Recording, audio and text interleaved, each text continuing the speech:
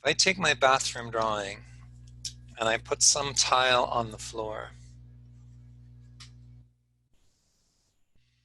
I want to be coming out from the vanishing point each time I make a mark. If I put tile here in the shower,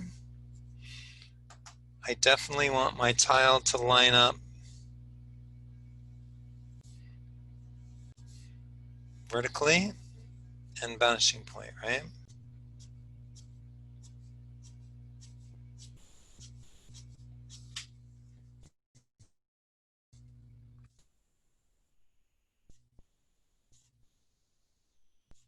These come a little bit bigger with each one.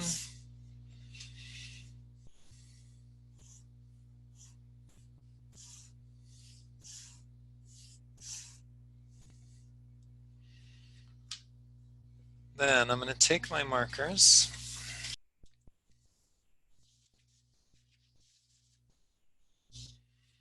I'm going to put my marker in and I'm going to stroke it with the lighter color.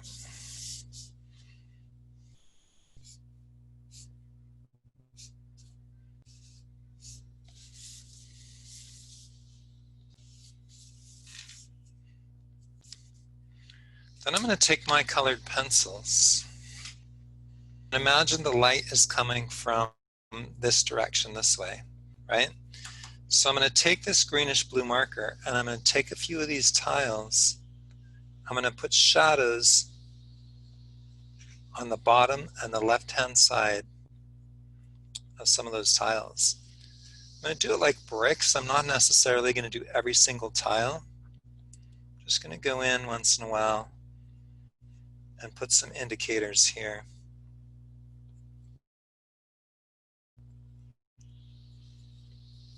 That let people know that there's some tile going on in this room.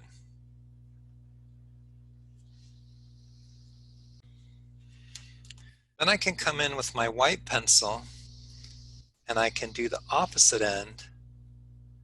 So I'm kind of putting a highlight at the top and the right side.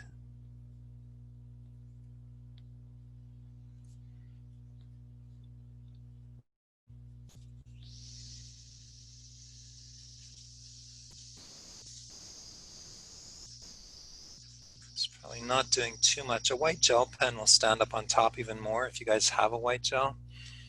I know that didn't come with your kit, but you can get those at the store if you want. But the concept is that for tile, you lay the strokes down like so, and then they're going to overlap a little bit anyway, aren't they? Then you come in and you set your grid up and you go this way on the bottom of the tile.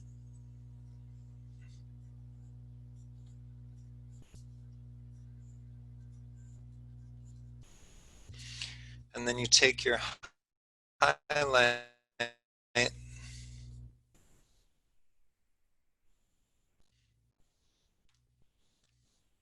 and you put a little bit of a something here and here. My highlight's not writing very well. Get off this soft surface.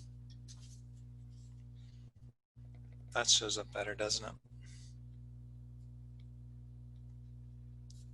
So I'm putting a little reflection here, almost like there's droplets of water or like there's a shiny surface happening here sometimes up on these upper corners, right?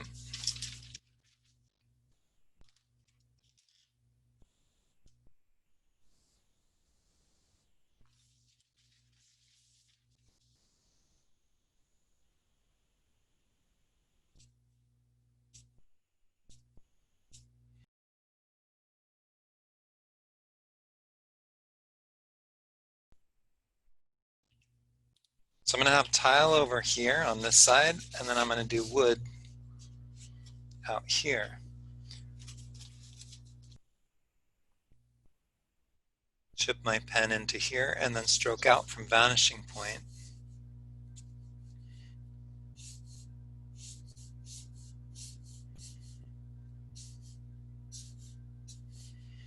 Something like that.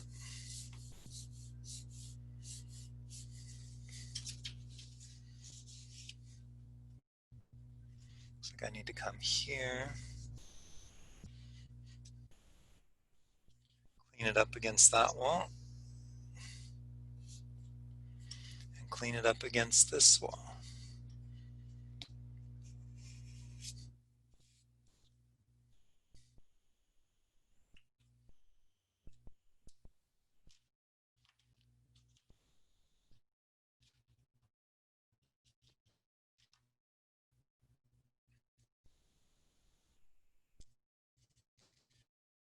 I'm going to set up the tile on the floor by putting strokes across this way and strokes out this way.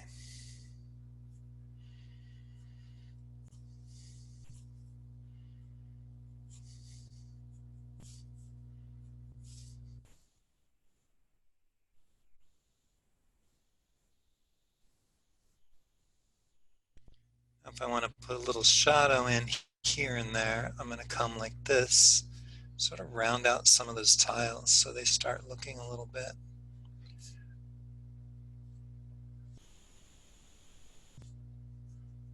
more like they don't have such a square edge.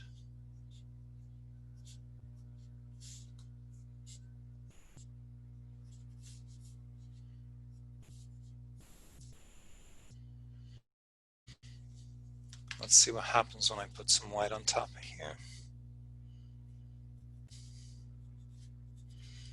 Make the backs of them pop up a little bit. Now here they're fading out anyway, so it's not going to do too much back there.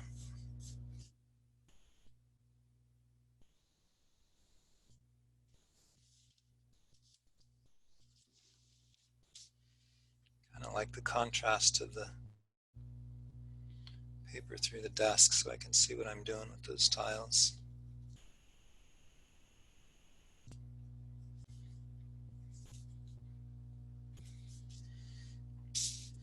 With the wood, these lines here too, they feel a little bit too scratchy for me. So I'm going to take my colorless blender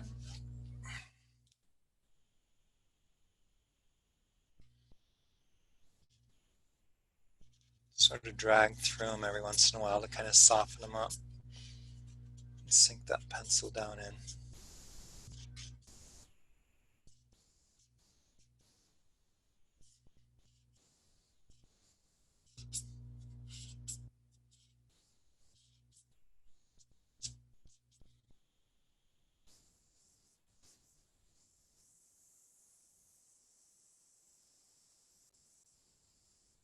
Blend it out a bit.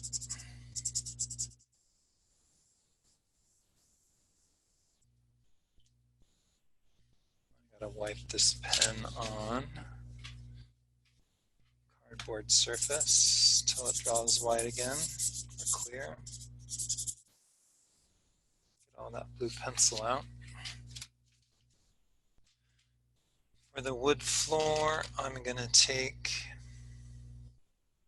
I actually like what that blender did to the floor. I'm gonna do a little bit of that in the shower too, probably, so that these guys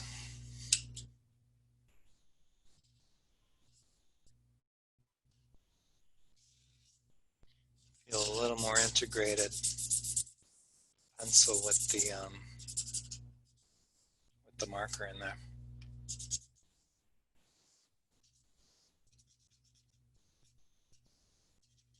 I was trying to remember to move my markers, my pencils, whatever I'm drawing with, in the direction of the vanishing point.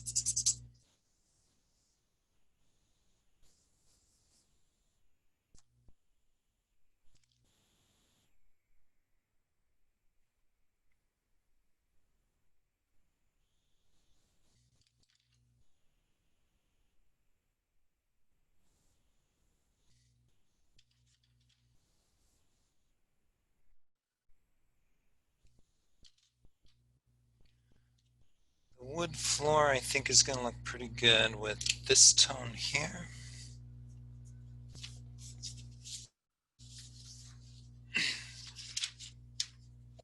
how that works. Turning my paper now so I can make sure those floorboards really line up with vanishing point now, because I want the boards to kind of go really well.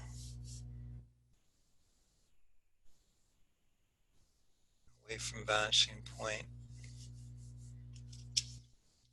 And out front, I just do a line here and there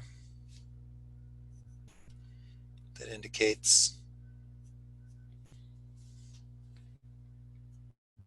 the ends of some boards in like that.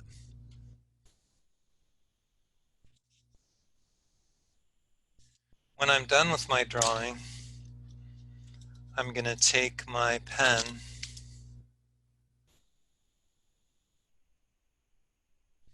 and reassert my drawing. You guys will have this already drawn in there, right?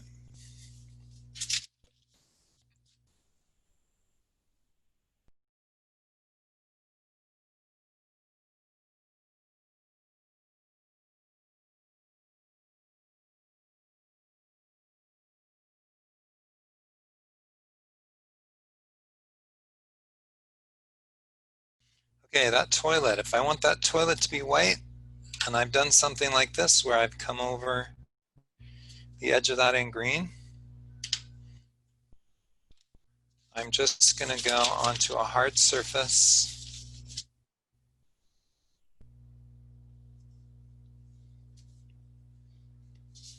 and take my white pencil and just lighten it up a little bit. It's not going to totally heal it. It's still going to look like makeup over a bruise there. But from a quick glance, from a distance, you're not going to see, if I put that back on the white surface, you can see how I haven't totally been able to cover that, right? You can't completely recover from something like that, but yeah. There was something else I wanted to reiterate as we were looking at this drawing. There is a window back here, right? When you hang curtains on a window, you're going to put a little bit of an S-curve at the top and the bottom. Then you're going to hang the curtains pretty much straight down. A little bit of a V shape, so they're a little pinched up on the top and a little kind of straight down to the bottom. Put some color over top of it. And then take a pencil or a marker and do a little bit of a deeper color.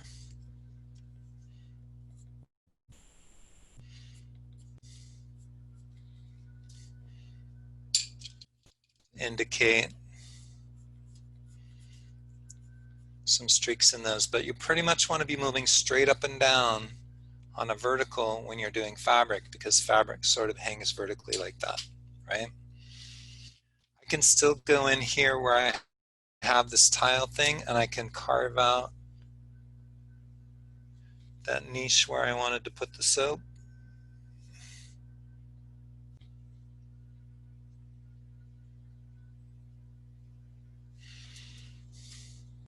Something like that.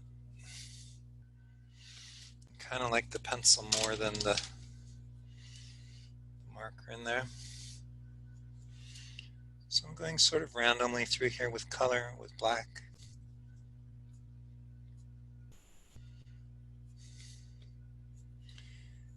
Usually if I have a problem with a drawing, it's because I stopped too soon. I just need to keep working on it. Certainly you guys are going to want to have a drawing off to the side,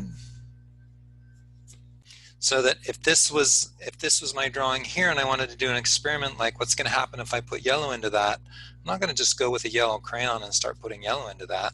I'm going to go off and I'm going to make an experiment over here.